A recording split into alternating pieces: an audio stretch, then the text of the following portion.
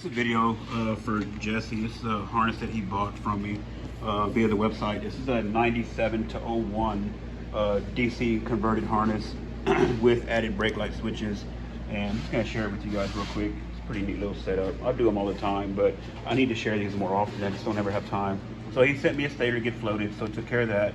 His CDI had the wiring ripped off about here, so I put new connectors on it for him with vinyl tubing.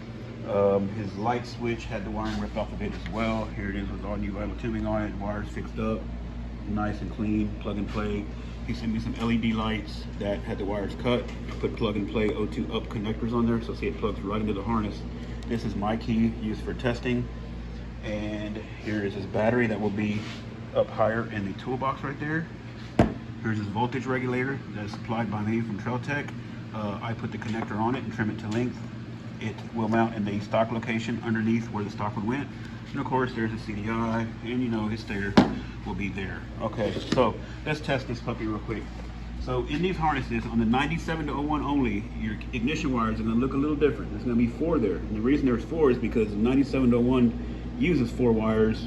Well, it doesn't use it, but the key switch has 4 wires on it, only where 2 are used normally. This key has 4 wires because it's also used on newer bikes like the Warrior, not newer, but different bikes like the Warrior, YFZ, Grizzly, and so on. It also has a power circuit in it. So let me show you how this works. So I've got this wire right here is basically a 12-volt switched accessory wire.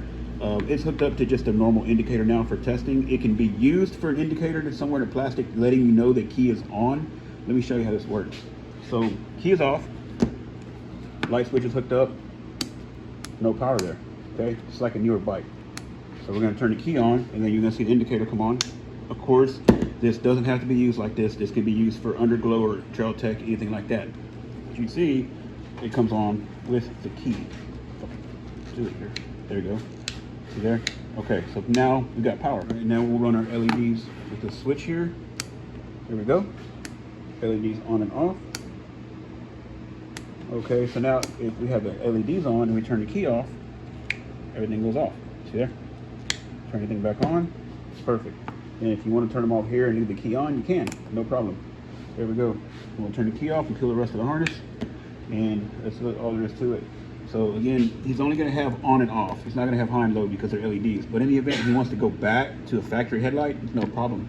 You just unplug these and put a O2 up headlight back on it. So that's it. He's got a stock kill switch right there. Got his brake switch in the front, brake switch in the back. His stator's floated. That's why he's got 2 yellow. I mean, it's a DC converted harness. His stator is floated, and that's why he's got 2 yellow wires here. That goes on back. He doesn't have the blue wire for the stock regulator anymore. There's battery wire right here. Voltage regulator's plug and play, matching wire, plugs right in. CDI, tail light, brake light ground, and finally chassis ground.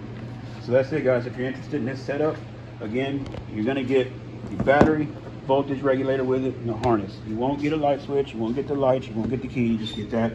All this is hooked up to show him that it works. So thanks, guys. Link will be below. Thanks.